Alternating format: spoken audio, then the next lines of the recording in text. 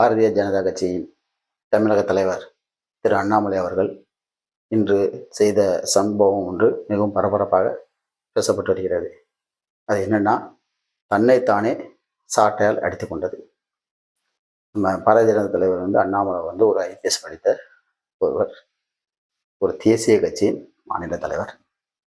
தனது பதவியை ராஜினாமா செய்துவிட்டு இன்றைக்கு அரசியலுக்கு வந்திருக்காங்க. கனடாவில் ஒரு ஐபிஎஸ் அதிகாரியாக இருந்தவர் இன்னைக்கு தமிழ்நாட்டின் ஒரு தேசிய கட்சி மாநில தலைவராக இன்னைக்கு இருக்கிறாரு. அண்ணா பல்கலைக்கழகத்தில் மாணவி மீது நடத்தப்பட்ட ஒரு பாலியல் வன்கொடுமையாக நடந்துருந்துச்சு. அது வெளியே தெரிஞ்சோடனே நேற்று பத்திரிகையாளர்கள் சந்திச்சாங்க.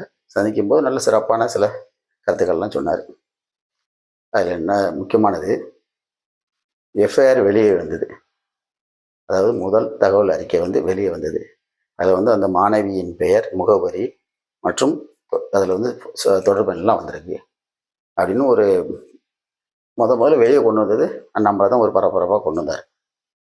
இன்னைக்கு ஒரு ஐபிஎஸ் அதிகாரியாக எது எது பண்ணக்கூடாதுன்னு அதெல்லாம் நல்ல தெளிவாக நேற்று கொண்டு வந்தார். நல்ல சில இதுகள்லாம் அந்த அரசு சரியில்லைன்னு சொல்லி நேற்று பத்திரிகையாளர் சந்திப்பில் நல்லா சிறப்பாக பண்ணார். ஆனால் இந்த பத்திரிகையாளர் சந்திப்பிலேயே தன்னைத்தானே சாட்டையில் எடுத்துக்கொள்ளுன்னு ஒன்று சொன்னார். அது மட்டும் இல்லாமல் இனிமேல் செருப்பே அணிய மாட்டேன்னு சொன்னார். அதுதான் அவருடைய செயல் கொஞ்சம் விரும்பத்தகாத செயலாக இருக்கு. தன்னைத்தானே சாட்டையால் எது கடிக்கணும்? இந்த ஆட்சியை அகற்றணும்னு செருப்பு போட அணிய மாட்டோம்னா இன்னைக்கு அவர் இன்னைக்கு சொல்றாரு. எதுக்காக? இன்று ஒரு பாரதிய ஜனதா கட்சி ஒரு தேசிய கட்சி. இந்த கட்சி நீங்கள் மாநில தலைவர். தமிழ்நாட்டில் சட்டம் ஒழுங்கு சரியில்லைன்னு சொல்கிறீங்க. இந்த ஆட்சியை அகற்றும் வரை போராடும்னு சொல்கிறீங்க. ரொம்ப நல்லது. இந்த தமிழ்நாட்டில் சட்டம் ஒழுங்கு இப்பமா இல்லை. சட்டம் ஒழுங்கு இந்த ஆட்சி வந்ததுலேருந்து, திமுக ஆட்சிக்கு வந்ததுலேருந்தே தான் சட்டம் ஒழுங்கு இல்லையே. வந்ததுலேருந்தே தென் மாவட்டங்கள் பல படுகொலைகள், பட்ட பகலில் பள்ளிகள் போய் ஒரு ஆசிரியரை கொலை பண்ணாங்க. அரசு ஊழியர்களுக்கு பாதுகாப்பு இல்லை. ஒரே கொலை, கொள்ளை, பாலியல் வன்கொடுமை டெய்லி இது நடந்துட்டு தானே இருக்கு. இதை கண்டித்து டாக்டர் ஐயா எத்தனை முறை பத்திரிகையாளர் சந்திப்பு நடத்துறாங்க. தென் மாவட்டங்களில் படுகொலைகள் நடந்துட்டு இருக்கு. தடுக்கிறதுக்கு யாருமே ஒரு குரல் கொடுக்கல அப்படின்ட்டு அப்பப்பவும் பேசிட்டு இருக்காங்க. தேசிய கட்சிகளும் கண்டுக்கிட மாட்டேங்காங்க, மாநில கட்சிகளும் கண்டுக்கிட மாட்டேங்காங்கன்னு டாக்டர் ஐயா எத்தனை முறை தென் மாவட்டங்கள் நடக்க படுகொலை பற்றி சொல்லிட்டு இருக்காங்க. அது மட்டும் இல்லை, நெல்லை மாவட்டம் மாஞ்சோலை 6 தலைமுறைகளாக குடியிருந்த அந்த மக்களை இந்த திமுக அரசு இன்னைக்கு திட்டமிட்டு அவங்கள கீழே இறக்க இது பண்ணிட்டு இருக்கு, முயற்சி பண்ணிட்டு இருக்கு. அதை தடுத்து இன்னைக்கு 6 மாசமா போராடிட்டு இருக்காங்க.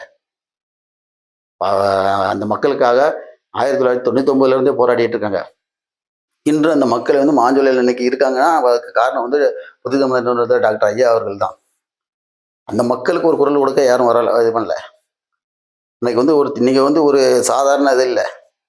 இன்னைக்கு ஒரு தேசிய கட்சியின் மாநில தலைவர், அதுவும் இந்தியாவே ஆளுகின்ற ஒரு கட்சியின் மாநில தலைவராக இருக்கீங்க. நீங்க என்ன பண்ணியிருக்கணும்? தமிழ்நாட்டில் சட்டம் ஒழுங்கு சரியில்லைன்னா தென் மாவட்டங்கள் நடக்க படுகொலைகள், இப்போ நடந்த அந்த பாலியல் வன்கொடுமைகள், கொலை, கொள்ளைகள், ஊழல் எல்லாத்தையும் நீங்க ரெடி பண்ணி ஒரு மனுவா நீங்க யாரு பிரதமர்கிட்ட நேரடியாக போய் கொடுக்கலாம், இல்லாட்ட உள்துறை அமைச்சர்கிட்ட போய் நேரடியாக கொடுக்கலாம்.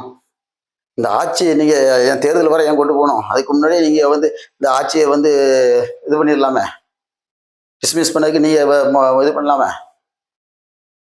அதை செய்யுங்க. அதை விட்டுட்டு நீங்க தன்னைத்தானே சாட்டையா அடிச்சு கொள்வதனால என்ன இது? அதற்கு தீர்வு என்ன கிடைக்க போகுது? செருப்பு அணிய மாட்டேன்னு சொல்றீங்க. தீர்வு செருப்புலாம் அணியலாம் உங்களுக்கு தானே கஷ்டம். அவங்க என்ன ஆட்சியாளர்கள், அவங்க என்ன பண்ணுமோ அதை பண்ணிட்டே தானே இருக்க போறாங்க. உங்க கையில் அதிகாரம் இருக்கு அண்ணாமலை அவர்களே. நீங்க ஒரு ஐபிஎஸ் படித்தவர், ஒரு தேசிய கட்சி இந்தியாவை ஆளுகின்ற ஒரு தேசிய கட்சியின் மாநில தலைவராக இருக்கீங்க. என்ன பண்ணணும்? நீங்க இதுக்குள்ள ஒரு இதை தயார் பண்ணுங்க, ஒரு அறிக்கையை தயார் பண்ணுங்க. தமிழ்நாட்டில் இதெல்லாம் நடந்துட்டு இருக்கு, கொலைகள் நடக்க, கொள்ளைகள் நடந்துட்டு இருக்கு, இவ்வளவு ஒரு சட்டம் ஒழுங்கு பிரச்சனை இருக்கு, மக்கள் வெளியே நடமாட முடியல, பலம் ஒரு பதட்டமா இருக்கு, இந்த அரசு சரியா கையாள மாட்டேங்குது அப்படின்னு நீங்க ஒரு அறிக்கை தயார் பண்ணுங்க. தயார் பண்ணி சட்டப்பூர்வம் என்ன பண்ணணுமோ அதை பண்ணுங்க. பிரதமரை சந்திச்சு, உள்துறை அமைச்சரை சந்திங்க, இல்ல ஆளுநரை சந்திச்சு நெருக்கடி கொடுங்க இந்த அரசுக்கு.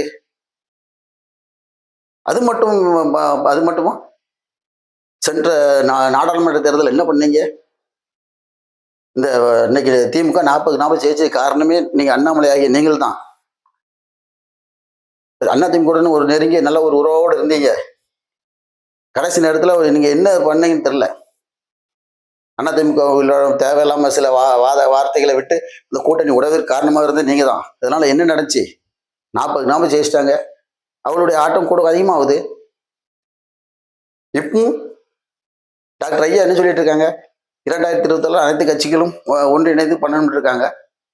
நீங்க அதுக்கு இடையில 5 கூட்டணி 6 கூட்டணி ஆகும்னு நீங்க வெளியே பேட்டி கொடுக்கீங்க. டாக்டர் ஐயா கூட கேட்டாங்க திமுகவுடன் மறைமுக கூட்டணியான்னு. இப்பவும் இந்த மக்களை போராடக்கூடிய மக்களை நீங்க இது நீங்க பண்றது வந்து ஒரு மலகடிக்க மாதிரி தான் இருக்கு. டாக்டர் ஐயா கூட பேட்டி இன்னைக்கு அறிக்கை கொடுத்துருக்குறாங்க.